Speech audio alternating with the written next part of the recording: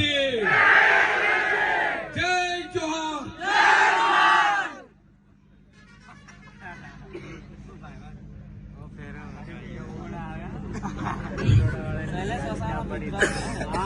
ત્યારે સાથીઓ વધારે વાત નથી કરતો, મારા વડીલો, મારા સંતો, મારા મહંતો, મારી માતા બહેનો પણ બેઠી છે। જ્યારે પણ સરકારની નીતિઓ સામે હું સવાલ ઉઠાવું, એ ચાહે ભ્રષ્ટાચાર હોય, એમની નકલી કચેરીઓ હોય, એમના નકલી અધિકારીઓ હોય, એમની પોલીસ હોય, એમના કલેક્ટર હોય, એમના નેતાઓ હોય, ત્યારે આ ભાજપની સરકારને ગમતું નથી। આ ભાજપની સરકારે મારા જેવા સીધા સાદા માણસ પર 1 નહીં, 2 નહીં, 3 નહીં, 19 એફઆઈઆરો કરી છે। હું તો સામાન્ય પરિવારમાંથી આવું છું। વિસ્તરણ અધિકારી, ખેતીવાડી અધિકારી હતો। એમાં મેં જોયું કે મોટા મોટા નેતાઓ મારા કરતા ઓછું ભણેલા છે અને અમને આદેશો કરે અને આદિવાસી ગ્રાન્ટ એ લોકો વાપરી ખાય, એટલે મેં રાજીનામું આપીને જાહેર જીવનમાં આવ્યો અને 19 જેવી મારા પર ખોટી એફઆઈઆરો થઈ છે।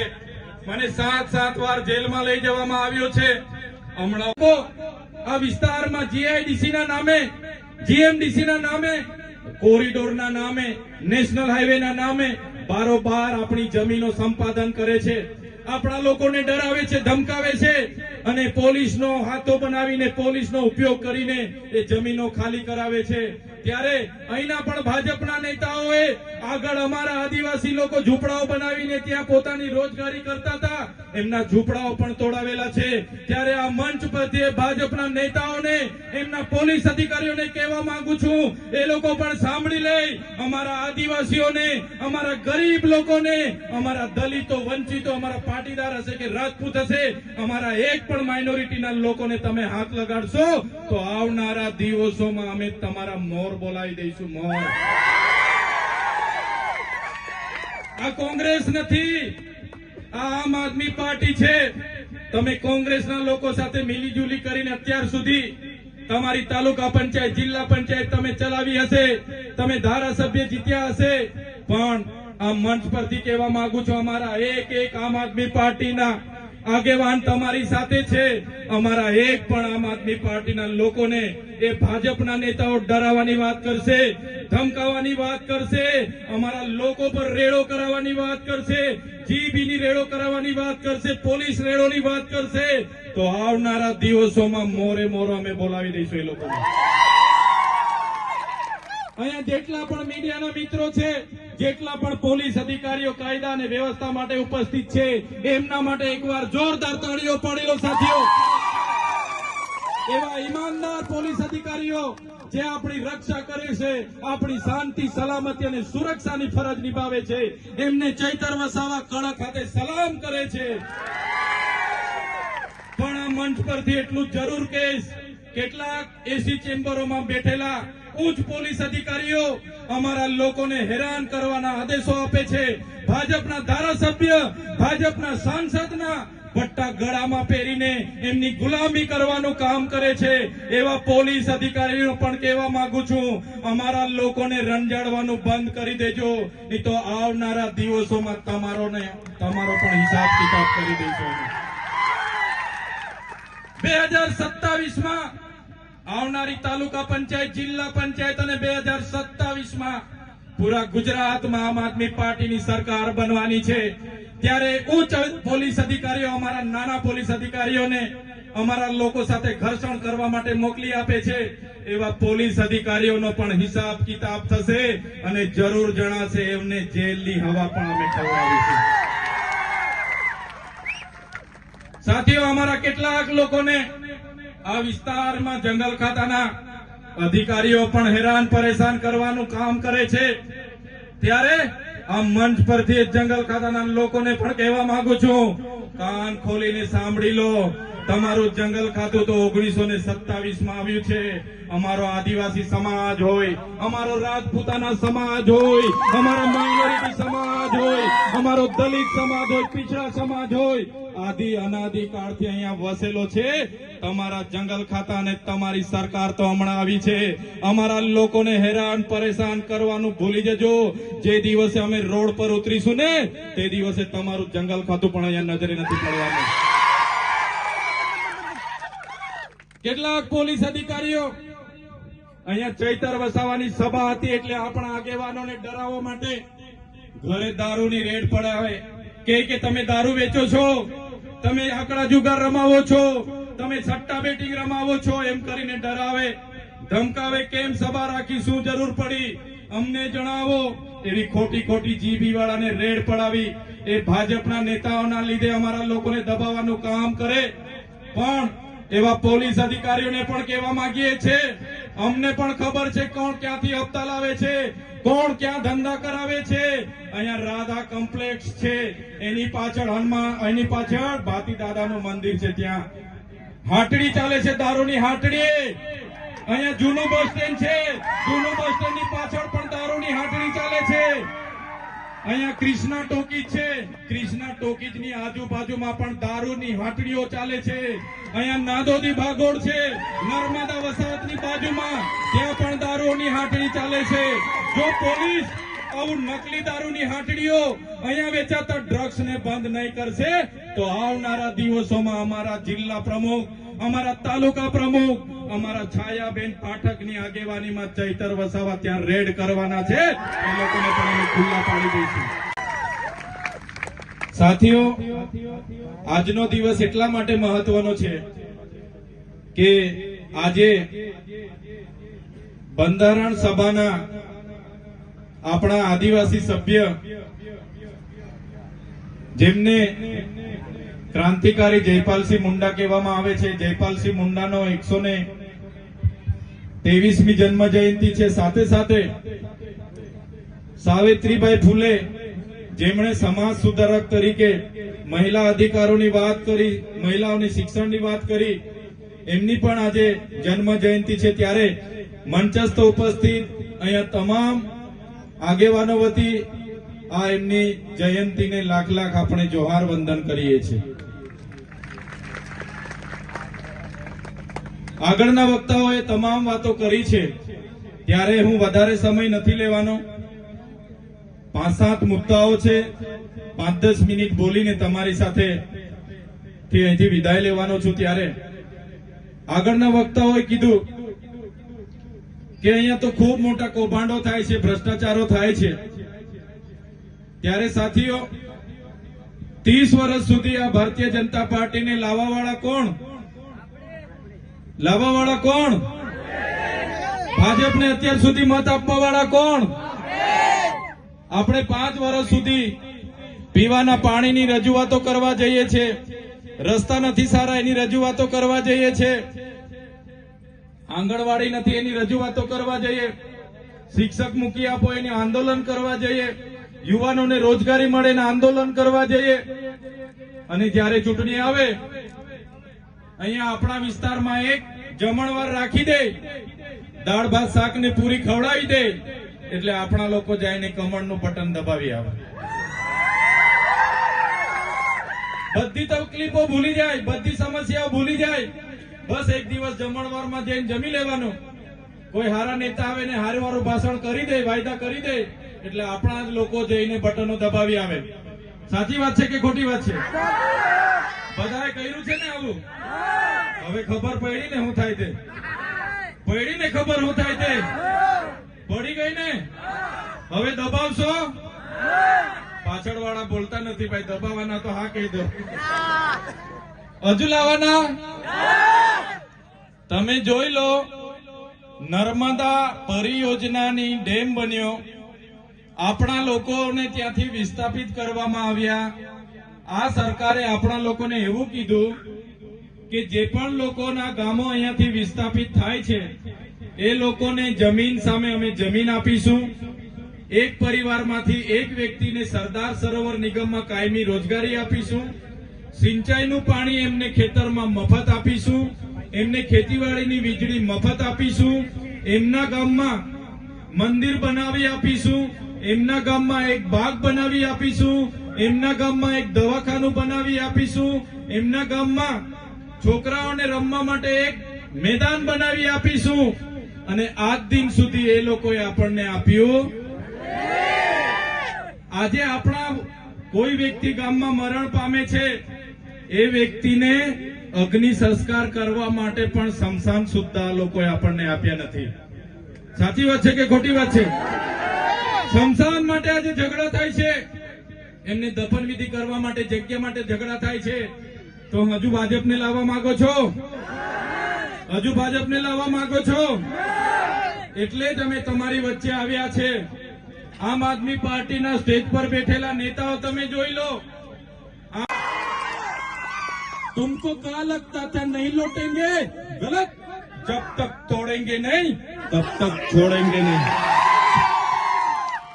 ત્યારે સાથીઓ, આજે આવડી મોટી સરકાર સામે લડવા, એમની પોલીસ સામે લડવા, એમની તમામ તાકાતો સામે, યંત્ર મંત્ર તંત્ર સામે લડવા માટે મને તમારા બધાના સહકારની જરૂર છે. આમ આદમી પાર્ટીના તમામ યોદ્ધાઓ આજે મહેનત કરે છે, ઈમાનદારીથી લોકસેવા કરે છે, પણ એમને સત્તાની જરૂર છે.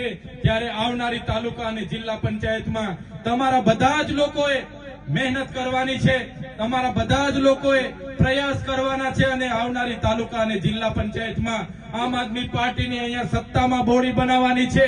એ વિનંતી કરવા માટે હું તમારી વચ્ચે આવ્યો છું. પ્રશ્ન ઘણા છે, સવાલો ઘણા છે, રજૂઆતો આપણે ઘણી કરીએ છીએ, પણ આ ભાજપની તાનાશાહી સરકારના નેતાઓ સાંભળી નથી રહ્યા. આપણા લોકોને હેરાન કરે છે. આગળ આપણા લોકોએ અહીંયા દારૂના હડ્ડાઓ પર રેડ કરી એમને ખોટી રીતે મારવામાં આવ્યા, એમને ડરાવવામાં આવ્યા, પણ એમને ધમકાવવામાં આવ્યા, પોલીસનો ઉપયોગ કરવામાં આવ્યો. પણ આજે ચૈતર વસાવા તમારી સાથે છે. આજે આમ આદમી પાર્ટી, અરવિંદ કેજરીવાલજી, ઈસુદાન ગઢવીજી, ગોપાલ ઇટાલિયાજી, આજે બધા જ અમે તમારી સાથે છે. આપણા આદિવાસી સમાજ હશે, દલિત હશે, વંચિત હશે, રાજપૂતાના હશે, દરેક સમાજને જ્યારે પણ અમારી જરૂર હશે, આમ આદમી પાર્ટી રાતે 2 વાગે પણ આવીને ઉભી હશે. બસ તમારા સહકારની અપેક્ષા અમે રાખીએ છીએ. અને એ સહકાર તમારે અમને આપતા રહેજો, એ સહકાર અમને આપતા રહેજો, તમારા આશીર્વાદ અમને આપતા રહેજો. આ જ પ્રકારનો તમારો પ્રેમ, તમારો ભાવ અમને આપતા રહેજો. અને આવનારા દિવસોમાં ફરી તમારી વચ્ચે આવીને તમને મળીશું અને આવનારા દિવસોમાં આગળ વધીશું. એ જ વાત સાથે આજે અમને અહીંયા બોલાવ્યા, અમારું સ્વાગત કર્યું, સન્માન કર્યું, અમને તમે શાંતિથી સાંભળ્યા, એ બદલ તમામ લોકોનો હું ખૂબ ખૂબ આભાર માનું છું. ધન્યવાદ, બધાનો ખૂબ ખૂબ આભાર. ધન્યવાદ. જય ભારત. રજૂ કરવામાં ન આવ્યો, મને રાજપીપળાની સેશન કોર્ટમાં રજૂ કરવામાં આવ્યો, મારા વકીલોને અંદર પ્રવેશ આપવામાં ન આવ્યા, મને ત્યાં રાજપીપળા જેલમાં રાખવામાં ન આવ્યા, આપણી વડોદરાની જેલમાં રાખ્યા. વિચાર કરો, એક ધારાસભ્ય તરીકે મારા અધિકારોની વાત કરું, મારા પ્રજાની જનતાનો અવાજ બનું, વિધાનસભામાં એમના અધિકારો માટે લડું, એમને સિંચાઈનું પાણી મળે એના માટે લડું, આપણા બાળકોને સારું શિક્ષણ મળે એના માટે લડું, ભણેલા ગણેલા યુવાનોને રોજગારી મળે એના માટે લડું. એટલે આ સરકારને ગમે નહીં, મને એક દિવસ નહીં, એક અઠવાડિયું નહીં, એક મહિનો નહીં, 80 થી પણ વધારે દિવસ આ વડોદરાની સેન્ટ્રલ જેલમાં રાખવામાં આવ્યો.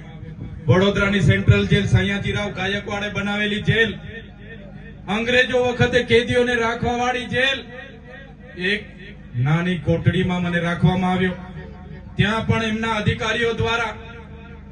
અધિકારીઓ દ્વારા મને ડરાવવામાં આવ્યો, ધમકાવવામાં આવ્યો, કહેવામાં આવ્યું કે કેમ તમે સરકાર સામે બોલો છો, કેમ તમે ગરીબ લોકોનો અવાજ બનો છો, કેમ આદિવાસીઓનો અવાજ બનો છો, તમે કેમ ભૂપેન્દ્રભાઈ પટેલ સામે બોલો, કેમ વિધાનસભામાં બોલો. તમે બોલવાનું બંધ કરશો તો જ તમને જેલમાંથી છોડવામાં આવશે, નહીં તો તમને 2-3 વર્ષ રાખવા પડશે. ત્યારે પણ આ તમારા દીકરા, તમારા ભાઈ ચૈતર વસાવાએ એ ભાજપના નેતાઓને, એ પોલીસ અધિકારીને કીધું હતું કે તમારે જેટલી જેલો કરાવવાની હોય કરી લેજો. આ ચૈતર વસાવા ગુજરાતની જનતા માટે છેલ્લા શ્વાસ સુધી લડશે. એમને કીધું હતું આ જેલની થાળી છે, આ જેલની થાળીમાં જ્યાં સુધી ચણા રહેશે, ચૈતરભાઈ વસાવાનું આ જેલમાં આવવા જવાનું બન્યું રહેશે. ભાઈ અમે જેલથી બીવાવાળા લોકો નથી. અમે સરકાર સામે જ્યાં પણ અન્યાય થશે ત્યાં લડવાવાળા લોકો છે. સાથીઓ, તમે જોયું હશે તારીખ પર તારીખ, તારીખ પર તારીખ, તારીખ પર તારીખ, એમ કરતા કરતા કરતા 80 દિવસ બાદ એ સેન્ટ્રલ જેલમાંથી હું નામદાર હાઈકોર્ટના હુકમથી છૂટ્યો. જેવો બહાર આવ્યો, અમારા બધા આગેવાનો મને લેવા માટે આવ્યા. એમણે મને કીધું, ચૈતરભાઈ, જામીન તો અમે કરાવ્યા, માંડ માંડ થયા, પણ તમારે ડેડિયાપાડા મત વિસ્તારમાં તમને પ્રવેશ બંધી છે, ડેડિયાપાડા તમે જઈ નહીં શકો. ત્યારે મારા જે લોકોએ મને મત આપ્યા, જે લોકોએ મને ધારાસભ્ય બનાવ્યો, જેમના માટે મારું ત્યાં કાર્યાલયમાં હું બેસીને કામ કરું, જ્યાં ડેડિયાપાડામાં મારું ગામ, મારું ઘર, મારો પરિવાર, પણ મારે ત્યાં નહીં જવાનું. ભાજપના કેટલાક નેતાઓના ઇશારે, ભાજપના કેટલાક પોલીસ અધિકારીઓના ઇશારે એવી શરતો મૂકવામાં આવી, એમની એવી ડિમાન્ડ મૂકવામાં આવી કે ચૈતર વસાવાને આદિવાસી વિસ્તારોમાં પ્રવેશબંધી ફરમાવો, ચૈતર વસાવાને નર્મદા જિલ્લામાં પ્રવેશબંધી ફરમાવો, અને મને મારા મત વિસ્તારમાં જવા માટે પ્રવેશબંધી છે. આજે પણ મારા ડેડિયાપાડામાં હું જઈ નથી શકતો. આજે પણ હું મારા ડેડિયાપાડામાં પગ મૂકું એટલે ત્યાં મારી સરહદ રદ થાય, સરહદ બંધ થાય અને મારે ફરી જેલમાં જવું પડે. આ નીતિ આ સરકારની રહી છે. ત્યારે આ સરકારને પણ કહેવા માંગુ છું, તમે મને ડેડિયાપાડાથી કાઢી નાખશો, તમે મને નર્મદાથી કાઢી નાખશો, તમે મને ગુજરાતના આદિવાસી વિસ્તારોમાંથી કાઢી નાખશો, પણ આ ચૈતર વસાવા અમારા લોકોના મનમાં અને દિલમાં રહી છે. ત્યાંથી ક્યારે કાઢી નથી શકવાના, ત્યાંથી તમે ક્યારે કાઢી નથી શકવાના. અને અમે જયારે જેલમાં હતા ત્યારે અમારા સાંસદ, આ બાજુના નેતાઓએ ફિરકી લીધી, આપણા લોકોને કીધું કે ચૈતર વસાવા હવે જેલમાં છે, એ ક્યારેય છૂટવાના નથી, એમની રાજનીતિ પૂરી થઈ ગઈ, એમનું કેરિયર પૂરું થઈ ગયું. ત્યારે તમારા બધાના આશીર્વાદથી, મારા વડીલોના આશીર્વાદથી, મારી માતા બહેનોના આશીર્વાદથી આજે છૂટીને તમારા વચ્ચે આવ્યો છું. ત્યારે એવા નેતાઓને પણ સરકાર આપણે એમને ખાલી મતબેંક તરીકે ઉપયોગ કરે છે. આજે તમે જોયું હશે, અમારે ત્યાં વડાપ્રધાનશ્રીનો કાર્યક્રમ હતો. વડાપ્રધાનશ્રીના કાર્યક્રમમાં ડેડિયાપાડામાં આ લોકોએ તમે જોયું હશે, નાસ્તાના નામે 2 કરોડ રૂપિયાના નાસ્તાના બિલો, 2 કરોડ રૂપિયા ચાના બિલો, 50 લાખ રૂપિયા પીવાના પાણી, 16 લાખ રૂપિયાનો એમની એમ્બ્યુલન્સમાં ડીઝલ, 2 કરોડ ને 40 લાખ રૂપિયા એમના માટે ટોયલેટ, 7 કરોડ 71 લાખ રૂપિયા લોકો લાવવા માટે બસ વ્યવસ્થા, 15 કરોડનો ડોમ, મંડપ અને બેઠક વ્યવસ્થા. મને ત્યારે એ લોકો સામે અવાજ ઉઠાવવાની ફરજ પડી. એ પૈસા નરેન્દ્રભાઈ મોદીના ઘરેથી આવીને પ્રોગ્રામ કરતા, ભૂપેન્દ્રભાઈ પટેલના ઘરેથી આવીને પ્રોગ્રામ કરતા, કે હર્ષભાઈ સંઘવીના પૈસાથી પ્રોગ્રામ કરતા, મનસુખભાઈ વસાવાના પૈસાથી પ્રોગ્રામ કરતા, તો આ ચૈતરભાઈને વાંધો નતો. હું તો કેમ છું, ભાજપના નેતાઓના ઘરેથી 100 કરોડ નહીં, તમે 200 કરોડનો ડેડિયાપાડામાં પ્રોગ્રામ કરો, આ ચૈતરભાઈ વસાવાને ફરક નથી પડતો. પણ તમે આદિવાસી બાળકોના પૈસા, તમે આદિવાસી બાળકોના ફૂડ બિલના પૈસાના તમે દિવાળી કરો, આદિવાસી વિદ્યાર્થીઓના કુપોષણ માટેની આવેલી ગ્રાન્ટની તમે તાયફાઓ કરો, તમે ત્યાંના આદિવાસીઓના આવાસ માટે આવેલી ગ્રાન્ટનો ઉપયોગ કરીને દિવાળીઓ કરો. ત્યારે આ ચૈતર વસાવા સાખી નથી લેવાના. અને જે પણ લોકોએ ખર્ચા કર્યા છે, જે પણ લોકોએ આદિવાસી ગ્રાન્ટમાંથી ખર્ચા કર્યા છે, એવા એજ્યુકેટિવ એન્જિનિયર સતીશભાઈ મોદી હશે, કે નર્મદા કલેક્ટર સંજયભાઈ મોદી હશે, કે એ સાંસદ હશે, કે એમના વડાપ્રધાન હશે, અમે 1 રૂપિયાનો હિસાબ લઈશું અને એ રૂપિયા રિકવરી કરવા માટે સરકારને ફરજ પાડીશું. ત્યારે આદિવાસી ગ્રાન્ટનો ઉપયોગ એમના વિકાસ પર્વમાં, વિકાસ મહોત્સવમાં, એમના અમૃત મહોત્સવમાં, એમના માર્ચ યુનિટીમાં, એમની ગૌરવ યાત્રામાં કરોડો ને કરોડો રૂપિયા ખર્ચવામાં આવે છે. આજે આદિવાસી વિસ્તારોમાં આંગણવાડીઓ નથી, શાળાઓમાં ઓરડા નથી, બાળકો ઝાડ નીચે ભણે છે. આદિવાસી વિસ્તારોમાં કુપોષણથી બાળકો પીડાય છે, એમને બહાર લાવવા માટે એમના પાસે ગ્રાન્ટ નથી. આદિવાસી વિસ્તારોમાં જે ફૂડ બિલ આશ્રમ શાળાના વિદ્યાર્થીઓ માટે મૂકવામાં આવે છે, ફૂડ બિલ આંગણવાડીના વિદ્યાર્થીઓ માટે મૂકવામાં આવે છે, એમના માટે સરકાર 4-4, 5-5 મહિના સુધી એ બિલ મંજૂર નથી કરતી, એમના માટે એમની પાસે ગ્રાન્ટ નથી, અને એમના મોદી સાહેબના કાર્યક્રમો કરવા માટે, એમના મંત્રીઓના કાર્યક્રમો કરવા માટે, એમના સીએમના કાર્યક્રમો કરવા માટે આદિવાસી બજેટનો ઉપયોગ કરવામાં આવે છે. ત્યારે આદિવાસી બજેટ અમે એક પણ રૂપિયો કોઈને વાપરવા દેવાના નથી. સાથીઓ, આપણે જાગવું પડશે. એ ચાહે કોઈ પણ નેતા હોય, અમારા જેવા ધારાસભ્ય હોય કે સાંસદ હોય, તલાટીથી લઈને કલેક્ટર સુધીના અધિકારીઓ હોય, કોન્સ્ટેબલ થી લઈને પીઆઈ પીએસઆઈ થી લઈને આઈજી ડીઆઈજી સુધીના અધિકારીઓ હોય, બધાનો પગાર જનતાના ટેક્સમાંથી આવે છે. બધાનો પગાર જનતાના ટેક્સમાંથી આવે છે. અમારા જેવા બધા અધિકારીઓનો પગાર પણ તમે ચૂકવો છો. અમે તમારા સેવક છે. અને તલાટીથી લઈને કલેક્ટર સુધી, કોન્સ્ટેબલથી લઈને એસપી આઈજી સુધીનો પગાર પણ તમે ચૂકવો છો. એ લોકો પણ તમારા નોકર છે. એ વાત તમારા મગજમાં તમારે ઠસાવી લેવી પડશે. જે દિવસે તમે માલિક બનીને એમના પર કામ લેવા જશો, તે દિવસે એ લોકોની છઠ્ઠીનું દૂધ પણ યાદ આવી જવાનું છે. સાથીઓ, જાગવું પડશે. સંવિધાનમાં આપણા અધિકારો મળ્યા છે. અનુસૂચિ 5 પૈસા એકની વાત કરું, આજ દિન સુધી પૈસા એકનો અમલવારી નથી થઈ.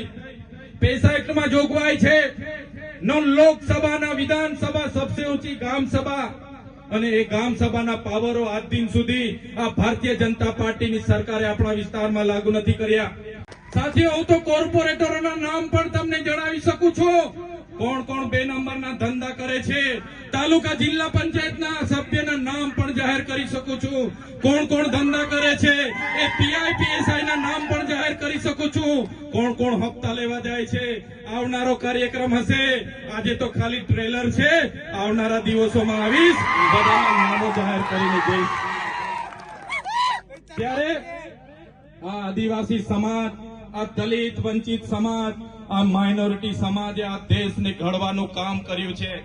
દેશની આઝાદીમાં અમારો રાજપૂતાના સમાજ, આ બધા લોકોએ દેશની આઝાદીમાં પોતાનું યોગદાન આપ્યું, બલિદાનો આપ્યા, શહીદી વહોરી, અને આ દેશને આઝાદ કર્યો. ગોરા અંગ્રેજો ત્યારે ઓળખાઈ જતા હતા, એ લોકોને ભગાડી દીધા. આજે કાળા અંગ્રેજો ગુલામી તરફ આ દેશને લઈ જઈ રહ્યા છે. આ દેશમાં લોકશાહી આવી. લોકશાહીના ઢબે આજે ચાલતું નથી. આજે અમલદારશાહી ચાલે છે. આજે નોકરશાહી ચાલે છે. ત્યારે અમે જનતાને કહેવા માંગીએ છીએ, આમ આદમી પાર્ટીની ઈમાનદાર રાજનીતિમાં તમે આવી જાઓ. આવનારા દિવસોમાં એ ભ્રષ્ટાચારી શાસનને આપણે ઉખેડીને ફેંકી દેવાનું છે. સાથીઓ, તમને ખબર છે મનરેગાની યોજના એક કાયદો બન્યો. એ કાયદાની અંતર્ગત આપણને 100 દિવસની રોજગારી મળતી હતી. આ ભાજપના કેટલાક નેતાઓ, એમના કોન્ટ્રાક્ટરો, એમના મંત્રીઓ, એમના મંત્રીના પુત્રોએ કરોડો રૂપિયાના કૌભાંડો કર્યા. ગરીબ લોકોના અનાજના પૈસા છીનવાયા, રોજગારી છીનવાઈ. ત્યારે એ કૌભાંડ અમે ઉજાગર કર્યું. એ કૌભાંડ ઉજાગર કર્યું, પૂરા ગુજરાત અને દેશમાં ઉજાગર કર્યું. ત્યારે આ ભારતીય જનતા પાર્ટીની સરકારે મનરેગાનું નામ બદલીને જી રામજી નામ રાખવાના પ્રયાસો કર્યા છે. ત્યારે આ ભાજપની સરકારને કહેવા માંગુ છું, જી રામજી, અમારા વડીલોએ તો કીધું રામજી અમારા હૈયે વસે છે, તો તમારા કૌભાંડો છુપાવવા માટે તમે ભગવાનનો ઉપયોગ કર્યો છે. પણ એનાથી તમારા કૌભાંડો છુપાવવાના નથી. તમારા કૌભાંડો તમારા ભ્રષ્ટાચારી નેતાઓને આવનારા તાલુકા અને જિલ્લા પંચાયતોમાં અમે ઉખેડીને ફેંકી દેવાના છે. તમે સાથીઓ જોયું હશે, ગામડે ગામડે નલ સે જલના નામે અહીંના ધારાસભ્યના માણસો, સાંસદના માણસોએ ગામડે ગામડે પાઇપો નાખી દીધી, નળ નાખી દીધા, અને એક પણ ગામમાં નળમાંથી પાણી નથી આવતું. અને આજે નળ અને બધા શોભાના ગાંઠે અમને કૌભાંડો કર્યા. ત્યારે ભારતીય જનતા પાર્ટીને એમના તાલુકા સભ્ય, એમના જિલ્લા સભ્ય, એમના મળતિયાઓ જે કૌભાંડો કર્યા છે, ત્યારે અહીંયા ઉપસ્થિત થયેલા તમામ યુવાનો, વડીલો, મારી માતા બહેનોને કહેવા માંગુ છું, આવનારી જિલ્લા પંચાયત અને તાલુકા પંચાયતમાં જેટલા પણ મનરેગાના કૌભાંડ થયા છે, જેટલા પણ નલ સે જલના કૌભાંડ થયા છે, જેટલા પણ બ્રિજ બનાવવામાં કૌભાંડ થયા છે, જેટલા પણ રોડ બનાવવામાં કૌભાંડ થયા છે, જેટલા પણ અનાજ આપવામાં કૌભાંડ થયા છે એ તમામ કૌભાંડોનો બદલો લેવા માટે તૈયાર થઈ જાઓ.